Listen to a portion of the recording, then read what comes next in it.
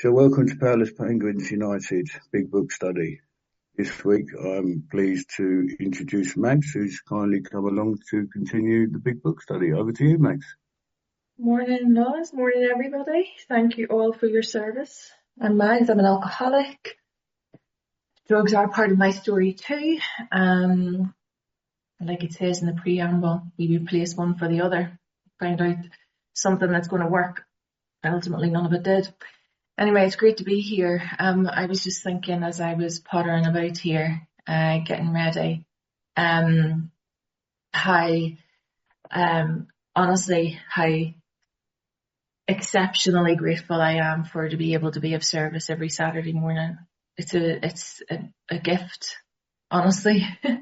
And for whatever reason, it's just been put into my mind this morning to emphasize that to people, or to, I suppose, acknowledge it for myself. It's just a gift. And it's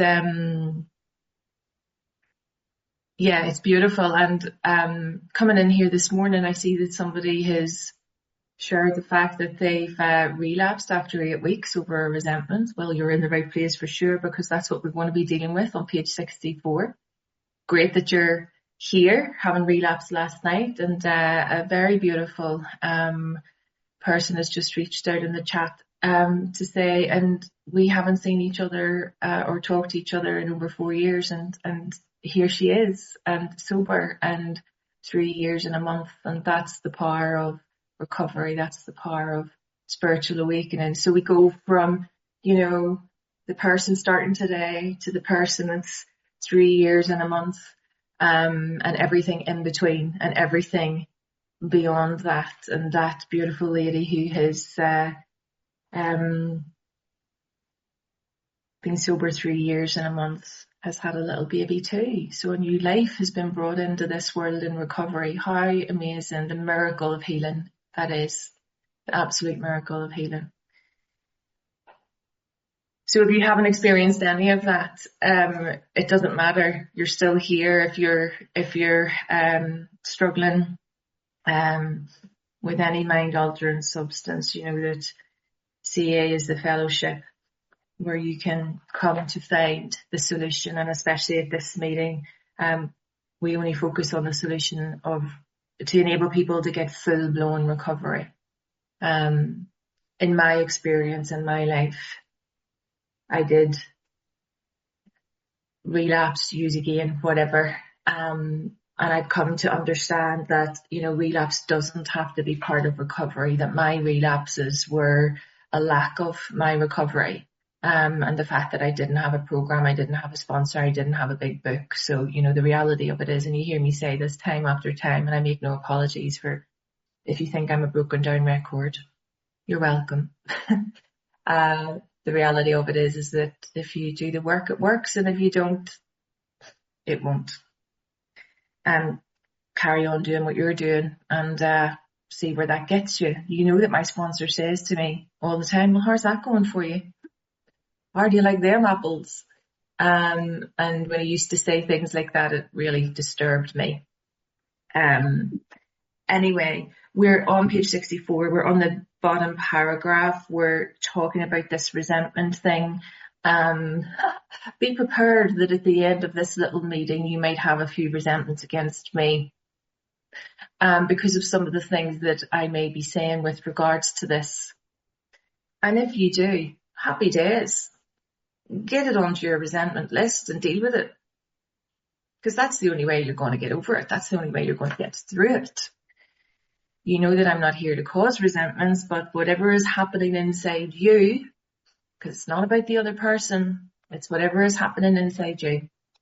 Last week, we talked a lot about the fact that as we've made this vital decision, this life-giving third step decision to hand our will and our lives over to the power of God as we understood him, the next phase of our development was to enter into this we've already entered into it. We've said our third step prayer. There's no amen at the end of the third step prayer. We don't have the amen until the end of the 7-step prayer.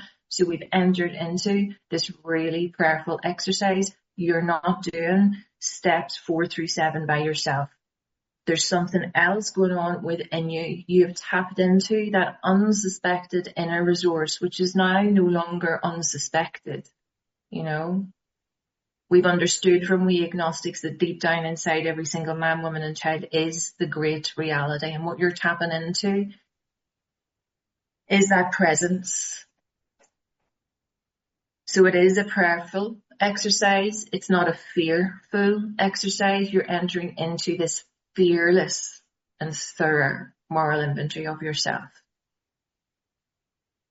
The whole point of this fourth step, like it talks about at the top of page 64, is to face and to get rid of the blocks within us. That top paragraph, we know that our drinking, our using, our liquor was but a symptom to something else that was going on inside us. So we had to get down to the causes and the conditions. I shared the experience of my mum and her progressive illness of cancer. You know, when that was diagnosed, she had to get down to the causes and the conditions for her prescription of radiotherapy and chemotherapy to be put into action. And the same applies here. We're putting into action the prescription that we require for the progressive illness that we have. We need to get down to the causes and the conditions. Because the reality of it is your step 4, 5, 6, 7 is getting down to the blocks that are within you, the blocks that are, how can I put this without making it sound complicated? I need to get rid of the blocks inside me that are blocking me off from the awareness of God's presence. That's it. So what we're doing is digging down to the root of our problems, like it says on page 62. The selfishness, the self-centeredness, the driven by 100 forms of fear, driven by 100 forms of self. We're digging down to the root of the issue. Because the manifestations of what is appearing in our physical life on this planet, what is presenting to the external world, is not about the external world. It's what's going on inside us. Okay? So as we go through this part of the book, as we go through this prayerful exercise, we're bringing to mind, with God's help all the time, God show me, God show me, God show me. God, help me set aside every single thing I think I know to have a new experience with you. God, show me. God, show me. God, show me. Okay. Now, I have to say that as we go through the next couple of weeks, all I'm going to give you is what's in the book. That's it. With my sponsees and with my home group, we only give the solution from the big book of Alcoholics Anonymous. That's all you're going to get from me, because there isn't anything else. I'm going to set it out as it says in the words in this book. I am going to say from the start, I ain't going to be talking to you about worksheets. I ain't going to be talking to you about using an app. I ain't going to be talking to you about using spreadsheets. I ain't going to talk to you about giving you a list of what your defects of characters are. I ain't going to be giving you a list of what forms of self and fear there are. This is a prayerful exercise between myself and my higher power.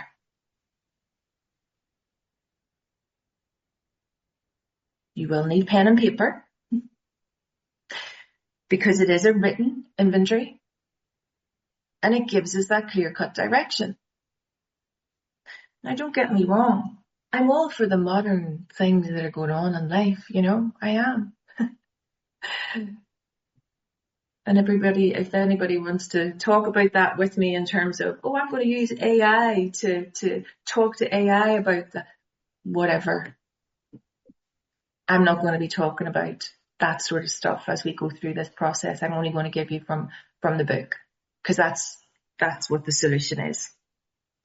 So let's get stuck in. We're going to go into this fact-finding, fact-facing process. We're going to get rid of these things promptly. We're going to get rid of these things without regret, like we talked about last week, the inventory or the stock take that one would take if they worked in retail.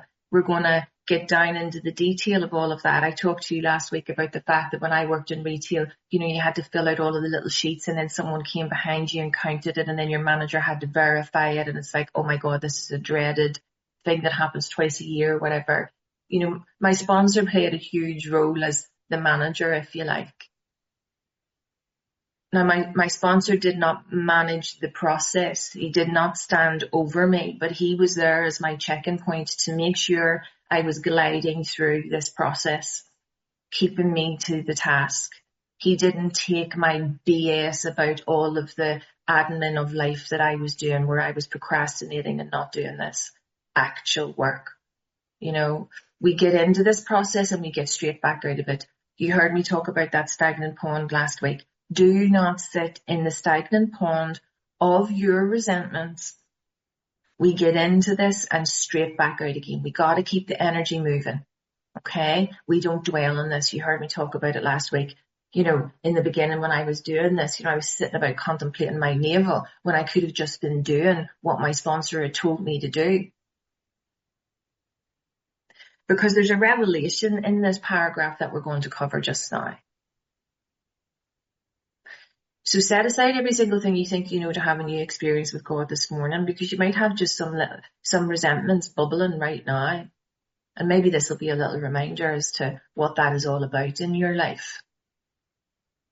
The lovely person that has come on there this morning and been so honest about the fact that they've gone back out again because of a resentment says it all. Okay?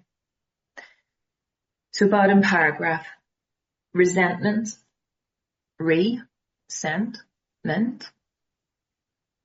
is the number one offender. There's no if, there's no but, there's no maybe. It is the number one offender. And notice that I've broken that word down to resentment.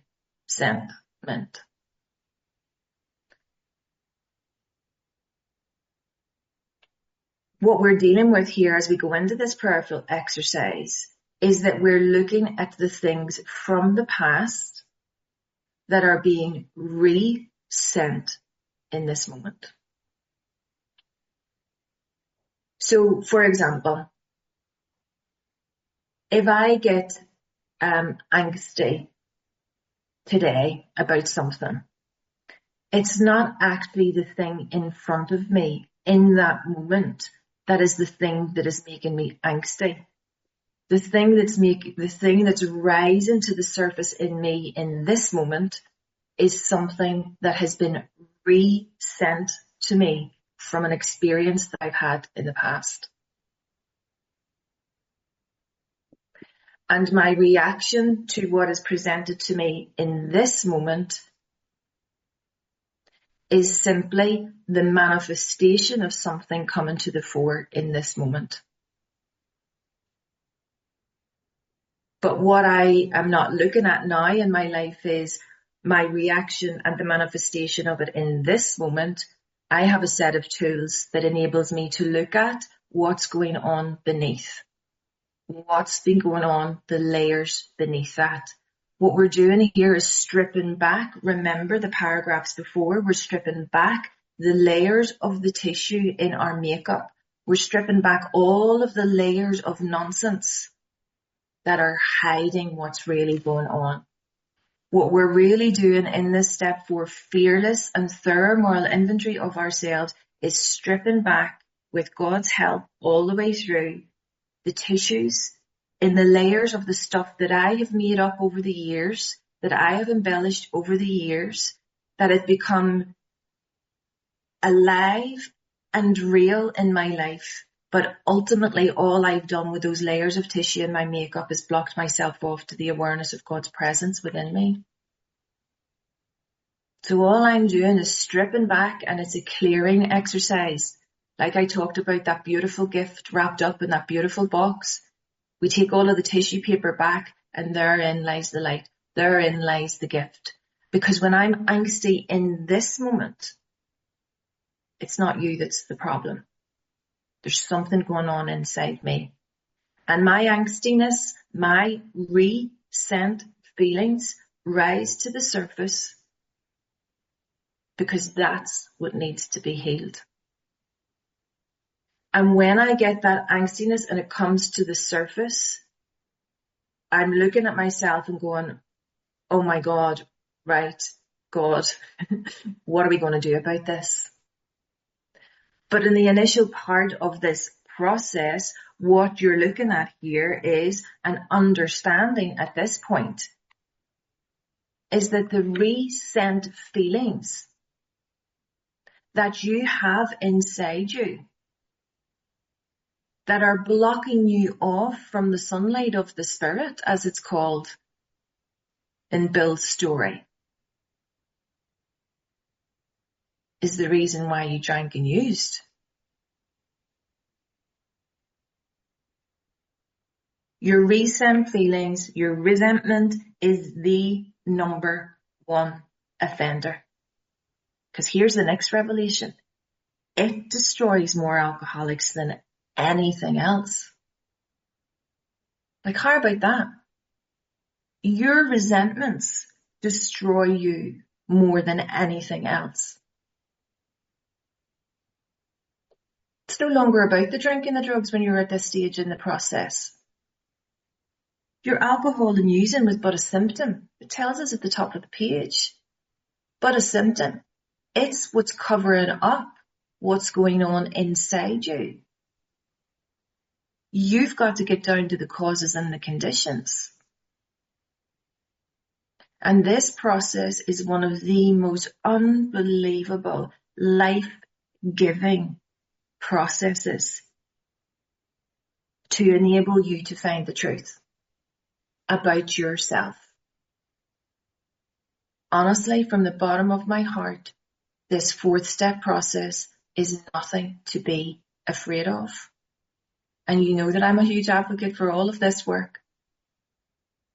But one of my biggest things in life is to be the biggest advocate as I possibly can be for the 4th step for the newcomer, because my responsibility is to get them to this point, to give them Alcoholics Anonymous, to be able to get them through this process up to having a spiritual awakening as the result of the steps. My responsibility is not to put the fear of God into them by putting them off the 4th step as to how tragic it is and how overwhelming it is and how long it takes to get done and how emotional it is. No. My responsibility is to take you by the hand and place it in the hand of the God of your own understanding. But isn't that powerful? That you think you're coming in here for your drinking, your drugging, your using and all of that. Yet the reality of it is the thing that's going on in your life right now is that your resentments are the number one offender. And they're going to destroy you unless you deal with them. And you know, the thing to add here is people often say, oh, well, I'm not going to mention that one. I'm just going to hold on to that one because it's just a little resentment. I've got a huge resentment against this person. But you know what you can do with that little thing? Knock that on the head. Because a resentment is a resentment. There's no order in the size of resentments. You've got a resentment, you need to get rid of it. You've got a resentment, you need to face it. You've got resentment, you need to find out the facts about it. Because little, small, medium, anything in between, it is your number one offender. Set aside every single thing you think you know to have a new experience with God. And again, I emphasize this program has given me, this relationship with this power has given me a set of tools that enables me to no longer sit in the yuckiness of any resentment. I've been given the power to glide through those things in my life, to watch the things that are going on inside me. But we'll talk about that more later. Interestingly, another little revelation, another little bit of light to be shown on this thing, with regards to it being your number one offender, the fact that it destroys more alcoholics than anything else, from these resentments, from that, all forms of spiritual disease. From it stem all forms of spiritual disease. For we have been not only mentally and physically ill with our drinking and drugging and using, we have been spiritually sick. So as we've gone through this process, we've understood the mental condition. We've understood the mental obsession, the preoccupation with this totally unreasonable idea that it's okay to pick up once. That beautiful girl that has come on here this morning and said so honestly that she's picked up over a resentment. You know, something will have started now, picking up the physical. We know that it's insane to pick up and use. We know it's insane because we have been told already that once we pick up that first drink or we start to use, that we set off the phenomenon of craving. You know, we've got an allergy, we're physically different. It's reminding us here that we're mentally, physically, and it's bringing into the party that we're spiritually sick. So we understand the physical allergy and the fact that we can't pick up once or take the first drink. Why? Because that sets off, manifests itself in the phenomenon of craving, and we want more.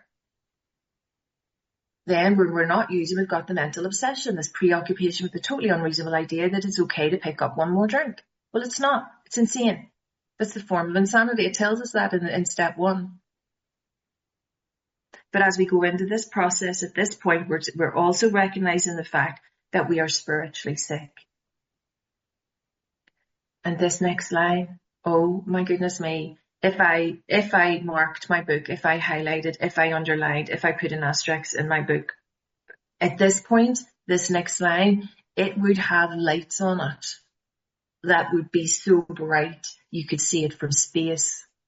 Because this is the thing we need to recall. This is the thing we need to remember. When the spiritual malady is overcome, we straighten out mentally and physically.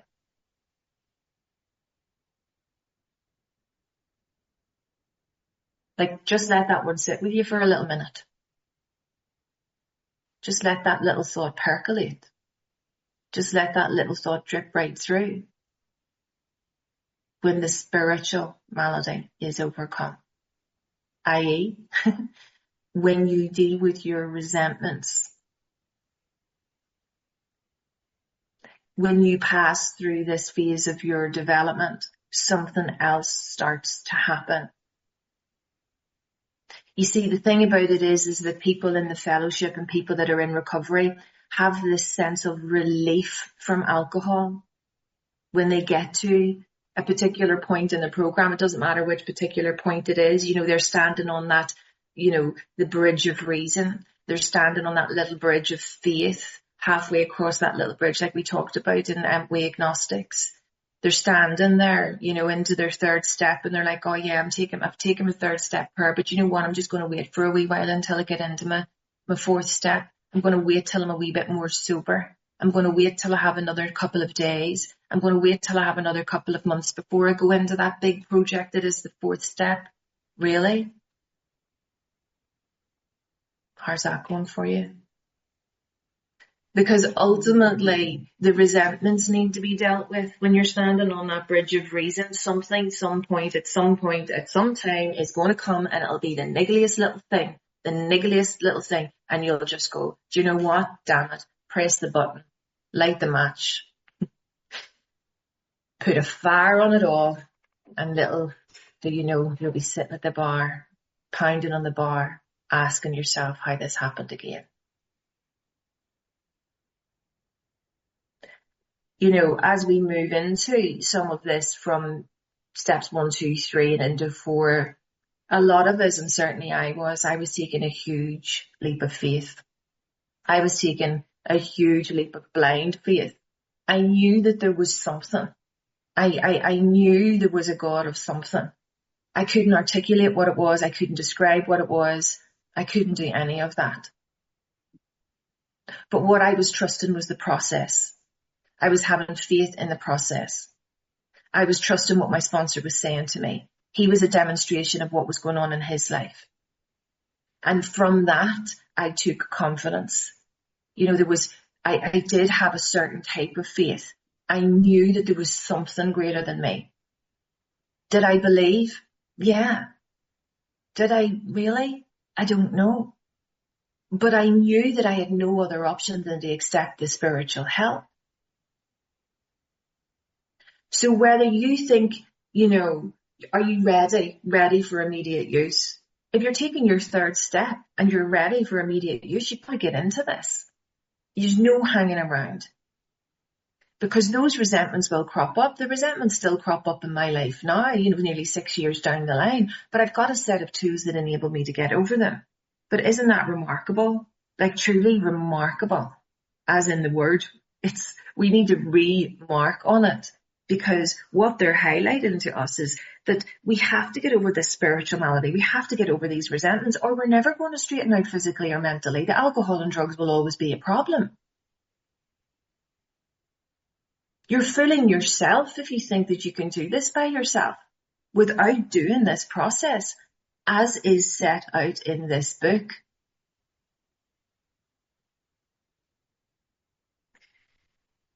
So they give us some very clear-cut directions here. In dealing with these resentments, we set them on paper. Yeah, takes work, takes action. You're going to write. You're going to write. We listed the people, very straightforward, the institutions or principles with whom we were angry. So the people are dead straightforward, all these human beings in the world. Yeah. All these human beings in the world who you don't even know and have a resentment against. All of these people in the world that you don't even know why you have a resentment against them, you just do. The institutions, everything and anything, the government, NHS, religious organisations, social security, schools, universities, the tax office, I don't know, all sorts of institutions. There's a little synopsis of them, really, you know. I don't know, can't think of any more off the top of my head, but there's hundreds of thousands of institutions that you could all think of right at this moment in time. My employer is an institution, you know. But your sponsor will help you with all of this. Or these principles with whom we were angry. Some of the principles that I used to help with my sponsees. When I was growing up, my mother used to say a load of little phrases to me, and I used to think, yeah, whatever, mum. So on my resentment list, I had these little principles. My mum used to say to me, be careful what you pray for, Margaret. That was on my resentment list. She would always say to me, Margaret, you've got your life wished away to nothing. That was a principle through which my life grew up upon. Be careful what you wish for, Margaret. Be careful what you pray for, Margaret. Because I'm thinking, you know, all my life, well, if I wish for something, it's a waste of time. If I pray for something bad's going to be happening. You know, all of my thought process, all of my recent feelings in any particular moment would go back to one of those principles. You know, a lot of it came from my childhood, what my teachers said to me. You know, one of the resentments that I had also on my list was that, you know, big boys don't cry. Well, why is it not okay for men to cry? Why is it only okay for girls to cry? I had a big resentment against that. You know, all these strap lines that we would have to, you know, bring us all together, you know, during that huge pandemic that happened in the world. The government used this strap line at the front of the podiums every time they came out to talk. And it would be, and it said, we're in this together. Really? Are we? Because it doesn't feel like that to me. We're in this together, yet we're all separated. We're not allowed to go to each other's houses. We have to stand 4 feet away from each other. So how can we be in this together? You know, things like that, little principles, little statements like that I would have resentments against those things. Now, it sounds totally bizarre as I'm saying it out loud to you right now, but that's the type of things that I have a foundation and what my principles would be based on, what people say to me, you know? So think about things like that. Another resentment that I had, a little principle or phrase was, money goes to money. Really? So I'm going to be poor the rest of my life? Is that really what God wants for me? You work hard, you reap the rewards. Well, yeah, I agree with that. But what happens if somebody doesn't have the ability to work hard at this time because they've been in a car accident? Are they not going to reap the rewards? See all of the little things that I used to get involved in my head? All the little rabbit holes of principles that I would go down? All of those things in my life would come into the moment and I'd have a resentment against you if you used one of those phrases. Who does she think she is? Money goes to money. She's one bitch, that one. She has money, so it's all right for her to say that. You know? Be careful what you pray for. Yeah, I'm going to pray. I'm going to show them what I'm going to get from God. I'm going to pray like Billy. I'm going to become a nun. I'm going to prove to them. You know? All these silly little resentments. But in the mind of the alcoholic that I have, those things stick with me. So there's just a couple of examples. If you need any more examples, feel free to give me a call. I've got hundreds and thousands of them. Hundreds and thousands of them. And the institutions, like I had a resentment against an animal sanctuary. Like, what's that all about? I didn't even have any animals at the time. But I had a resentment against this animal sanctuary. Anyway, it's neither here nor there. I'm just giving you some funny little examples as to where my resentment inventory took me to. And they're not the resentments, you know, as we go through this process, of course I had really loads to do with people, but I'm not going into the detail around people because people are people. You just get them on your list. It doesn't matter who they are. You know, I had a resentment against 4 girls at school that bullied me. I can still remember their name to this day. They're on my list. You know, of course, all of my family were on there. Teachers, employers, politicians, you get the drift. So in dealing with these resentments, we set all of these things in paper. We listed the people, institutions, principles with whom we were angry. This next line is important. We asked ourselves why we were angry. What we're looking at here is our first column, right? Because on page 65, you've got this example. And we're going to keep this really straightforward. You're looking at your first column. Please, God, show me who I'm resentful at, right?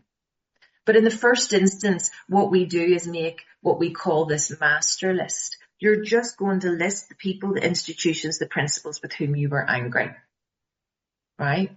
That's your first column. Please, God, show me who I'm resentful at. Then we're moving into that second column, the cause. And in the cause, you're saying, God, please show me the cause.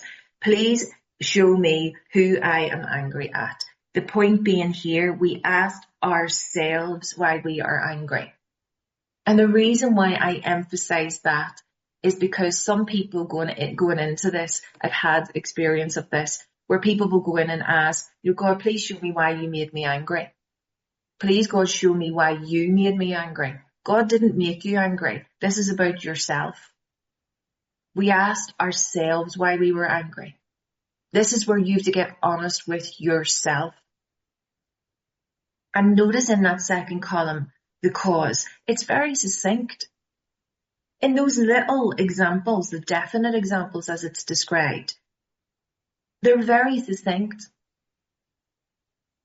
So Mr. Brown, the first example, it only has 19 words. Mrs. Jones, the next example, only has 18 words. The employer only has 14 words. My wife only has about 11 words in there, something like that. Now you have the AA police or the CA police come in and you count that there's 20 and there's 7 and there's...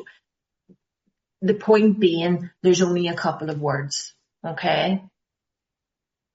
Your inventory is as per the instructions. You are not going into an autobiographical book about what the cause of your anger is.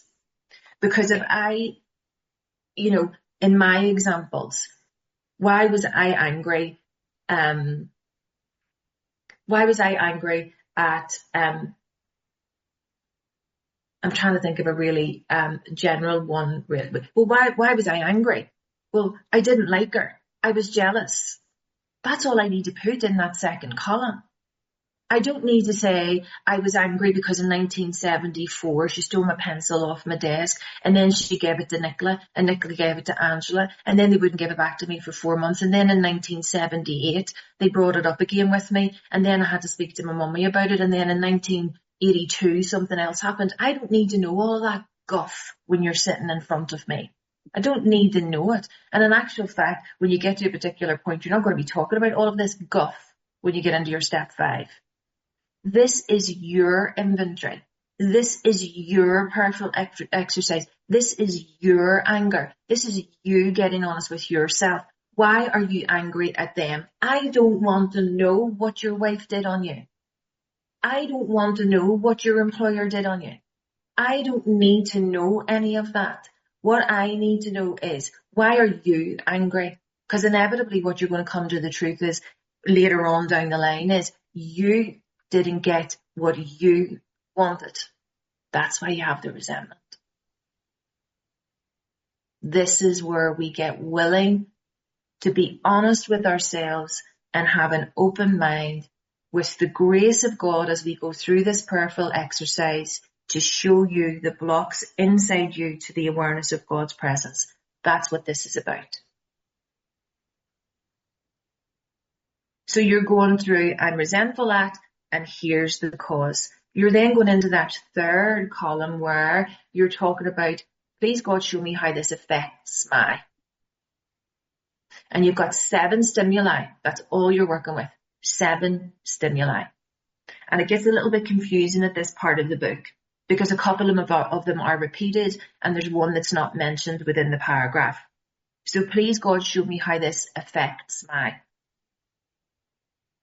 And it goes on in the next sentence. In most cases, it was found that our self-esteem, number 1, the definition of self-esteem, what you think of yourself.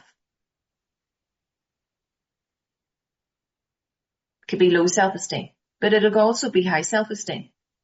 You might think a lot about yourself. That egoic thinking, well, I'm better than them and they treated me less than. Therefore, you have a resentment against them because they didn't treat you the way that you wanted them to treat you. Think about that. Let this stuff percolate. So self-esteem, 1 stimuli. What do you think about yourself? Our pocketbooks, anything to do with our wallets, anything to do with money. Our ambitions. This is an interesting one. Number 3, our ambitions. I thought ambition was all about my career, my CV, my resume, as the Americans call it. It can be about that. But by definition, ambition is all around my desire for rank and fame.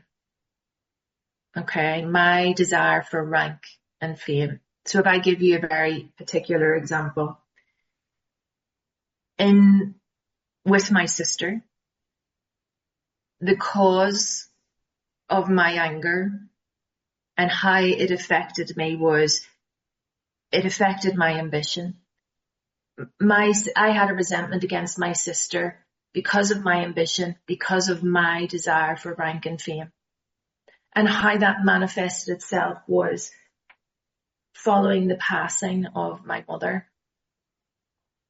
I'm the oldest child in the family. My sister is the middle child.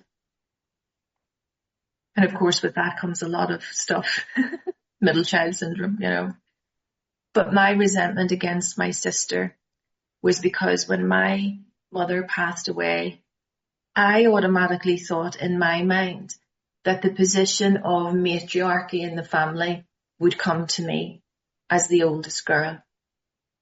But it didn't come to me. Of course, it didn't come to me because I was in the grips of my illness. How could anybody rely upon me? And the moment my mum passed, my sister took on the role. My sister quite naturally moved into the position to be my dad's go-to, to be my brother's go-to. So my position within the family, in my thought process, in my mind, was that position of being the oldest girl in the family and the responsibility of being that matriarch go-to was removed from me because of my sister. And therefore I had a resentment against her. So my desire for rank in the family and fame or recognition within the family was taken away from me. Like, how dare they? Do they not know who I am? MAGS, so successful in business and da-da-da-da-da. All BS going on in my mind, you know? So was one part of my resentment against my sister. But within my second column, all I was talking about, or my third column, was ambition. I didn't go into a whole autobiography about everything that I've told you there. I just wrote down, it affected my ambition. Move on. You know, it goes on. Okay. So that's the third. That example with my sister also affected the fourth stimuli. My personal relationship with my sister was affected because of my thought process in my mind that she had taken away this position from me in the family. Personal relations, by definition, is anything of a relationship of two or more people. Okay. It then goes on at the top of page 65 to talk about, in brackets, including sex. Your fifth stimuli is sex relations. This may have had an impact on your sex relations. This person that you have the resentment against has affected your sex relations. And there's loads of those specific examples around that. This might feel like a really odd one. You know, my sister affected my sex relations with my partner because my sister didn't ever like my partners. And because my sister didn't like my partners, it affected my sex relationship with him. Now that sounds absolutely and utterly bizarre, but when I got down into the detail of what was really and truly going on inside me, I didn't have the ability to even get close to my partner because I was too worried about what my sister thought of me. What would my sister think of me if I had a child with this person? So it affected not only my personal relationship with her, it affected my personal relationship with my partner, it affected my sex relationships with my partner. Do you see how all of this messiness of the thoughts that are going on inside my head, this is all about my thinking. This is no longer about my drinking. This is no longer about my using. This is all of the stuff that I'm making up in my mind about myself and about the people in my life. Because the reality of it is, you know, my mum passed away, but years later I still had this resentment. And the resentment happened way back when she passed away. And over the course of time, I've added to that story in my mind. I've embellished that story to make it what I want to be, right? I've embellished that story to make my sister the villain. It's got nothing to do with my sister. My sister didn't even know that this was all going on. This is all, these resentments, all of this fourth step stuff is all about the thinking. What's going on inside my mind? All of the stuff that I'm making up, all of the stuff that actually isn't true. But I believe it to be true because it's ruminating and around in my mind. And I'm getting more and more and more resentful because I'm feeding the thoughts. I'm not getting rid of them. I've fed the thoughts for years and years and years and years and years. And now I think you're the problem. And in actual fact, no, you're not. It's got nothing to do with you because you've disappeared off the face of the planet. You're no longer in my life, but I'm still sitting here thinking about what you did to me in 1985. Like, what's that all about? Give me a break. Fearless, thorough, moral inventory of yourself. It's the most powerful thing.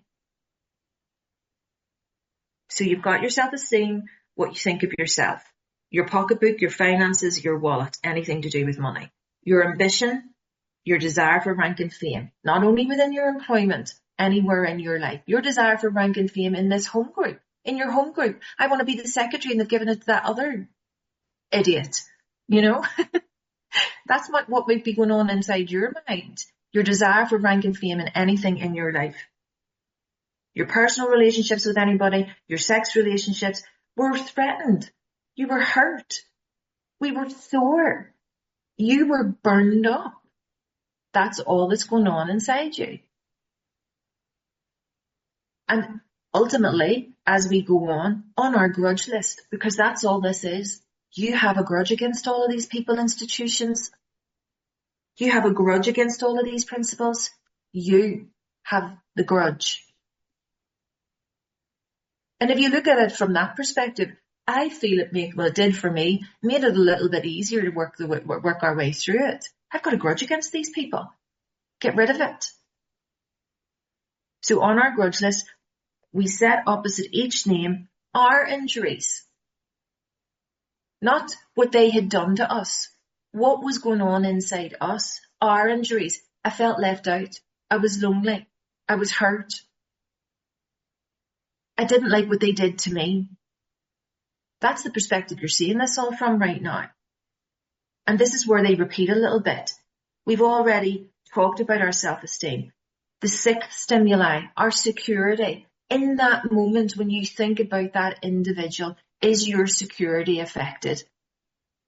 In that moment, are you affected by anxiety and fear? So back in the day when I was doing this, I'm saying back in the day, it wasn't that long ago that I did this, I did it more recently. But in the moment when I thought about my darling, darling, darling, wonderful sister, because I see her so differently now as a result of what this beautiful program has brought me to. But back then when I was doing this, in that moment with my sister, was my security affected when I was around my sister? Yes, it was. Because when I was interacting with my sister during that period of time, did I feel anxiousness? Did I have fear? 100% I did. Because I never knew what my sister was going to say to me. I was afraid she was going to raise something from the past in that moment. I was afraid that she was going to pick something up about me and I didn't want to face it. So was my security affected in the moment in my personal relationship with my sister? Absolutely it was. Because in any interaction, because of my thinking about my sister, I felt anxiety and fear. Nothing to do with her, but what was going on with my thinking.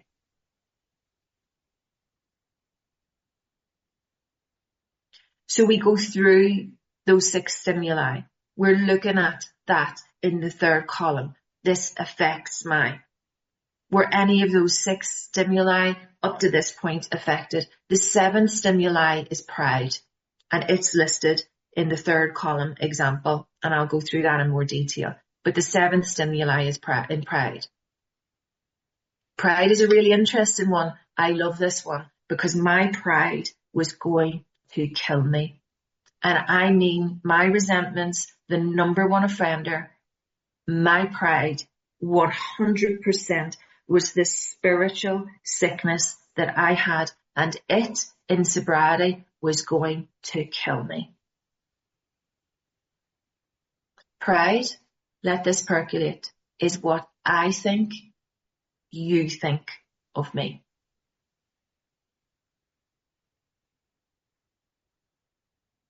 The thing that was going to kill me in my sobriety is what I thought in my mind you thought of me was going to kill me. Like, what way is that to live? So I would pop onto a Zoom meeting and I would see a beautiful face on there. And I would automatically think, oh my goodness me, I wonder what that person's thinking of me. I bet you they hate me. I bet you they don't like me. The work colleague, I bet you they're talking about me behind my back. I bet you this is going on. I bet you they're talking to such and such, and then such and such is talking to such and such.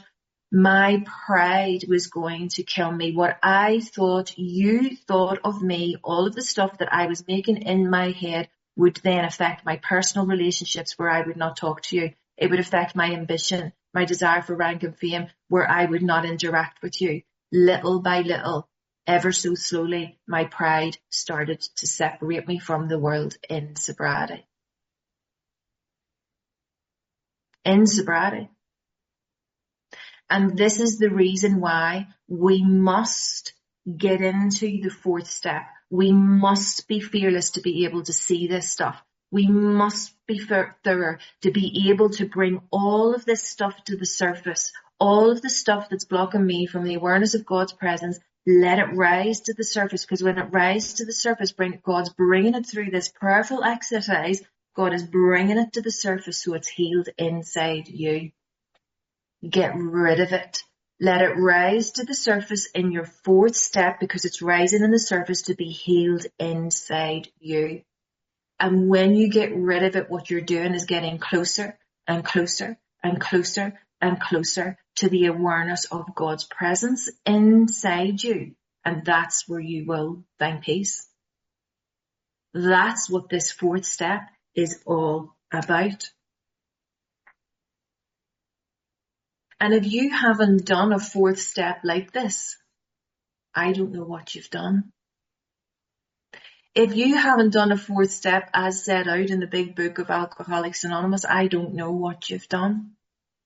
I can't make any comment on it, and I make no judgment on it. But all I'm sharing with you today is the grace and the power that is in those couple of paragraphs.